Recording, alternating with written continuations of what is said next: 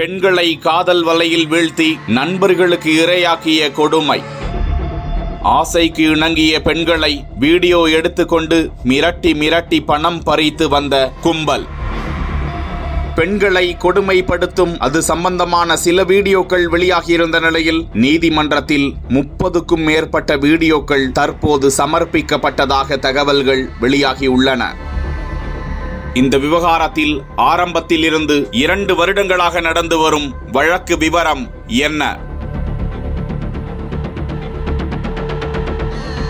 2019ஆம் ஆண்டு பிப்ரவரி மாதம் 24ஆம் தேதி பொள்ளாச்சி நகர கிழக்கு காவல் நிலையத்தில் கல்லூரி மாணவி ஒருவர் துணிகரமாக வந்து புகார் ஒன்றை அளிக்கிறார். அந்த ஆண்டு பிப்ரவரி 12ஆம் தேதி அந்த மாணவியின் நண்பரான சபரிராஜன் என்கிற ரிஷ்வந்த் தன்னை பொள்ளாச்சியில் உள்ள பேருந்து நிறுத்தம் ஒன்றில் சந்திக்கும்படி அழைத்ததாகவும், அன்று மதியம் அந்த பெண் அங்கு சென்ற போது காருடன் நின்று கொண்டிருந்த சபரிராஜன் அதில் ஏறும்படி கூறினாராம். காரை திருநாவுக்கரசு என்பவர் ஓட்டிச் செல்ல பின்னிருக்கையில் அந்த பெண்ணும் சபரிராஜனும் அமர்ந்து கொண்டார்கள். நடுவழியில் வசந்தகுமார், சதீஷ் ஆகிய இருவரும் ஏறிக்கொண்டனர். கார் ஓடிக்கொண்டிருக்கும் போதே அந்த பெண்ணை பாலியல் ரீதியாக துன்புறுத்தி வீடியோ எடுத்த அவர்கள் அந்த பெண்ணிடமிருந்த 20,000 ரூபாய் மதிப்பிலான தங்கச் சங்கிலியையும் பறித்து கொண்டார்களாம். தாங்கள் விரும்பும் போதெல்லாம் தங்களை வந்து சந்தித்து தாங்கள் சொல்லும்படியெல்லாம் நடந்து கொள்ள வேண்டும், கேட்கும் போதெல்லாம் பணம் தர வேண்டும், இல்லாவிட்டால்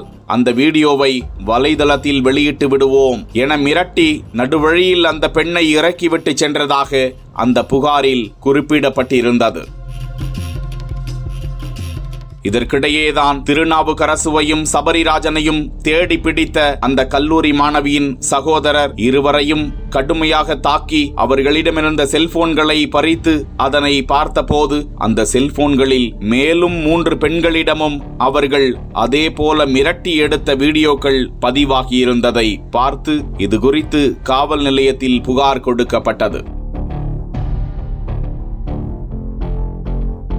அதன் பிறகுதான் சபரிராஜன், சதீஷ், திருநாவுக்கரசு, வசந்தகுமார் ஆகிய 4 பேர் மீது வழக்கு பதிவு செய்யப்பட்டு சபரிராஜன், சதீஷ், வசந்தகுமார் ஆகிய 3 பேரும் அப்போது கைது செய்யப்பட்டனர். திருநாவுக்கரசு தேடப்பட்டவராக இருந்தார். குற்றம் சாட்டப்பட்ட 4வரில் ஒருவரான சபரிராஜன் என்கிற ரிஷ்வந்த் இளம் பெண்களிடம் பழகி அவர்களை தனிமையான இடத்திற்கு வரவழைத்து வீடியோ எடுப்பதை வழக்கமாக வைத்திருந்தார்களாம். அதன் பிறகு அந்த வீடியோவையும் படங்களையும் அந்த பெண்களிடம் காட்டி பணம் பறிப்பதை வழக்கமாக்கி வந்திருக்கிறார்கள்.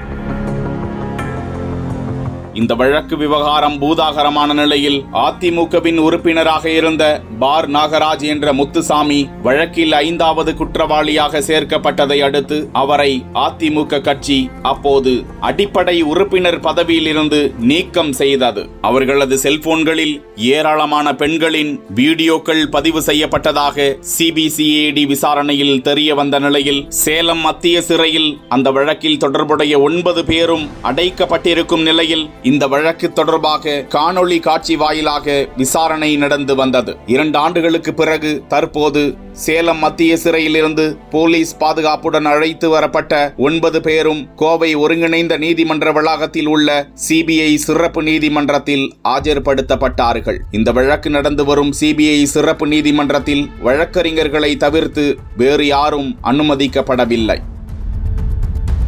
இந்த வழக்கில் சேர்க்கப்பட்ட கூடுதல் வீடியோ ஆதாரங்கள் 30க்கும் மேற்பட்ட வீடியோ ஆதாரங்கள் இன்று நீதிமன்றத்தில் சமர்ப்பிக்கப்பட்டதாக தகவல்கள் வெளியாகியுள்ளன. விரைவில் இந்த வழக்கில் கடுமையான தீர்ப்பு வழங்கப்படும் என எதிர்பார்க்கப்படுகிறது.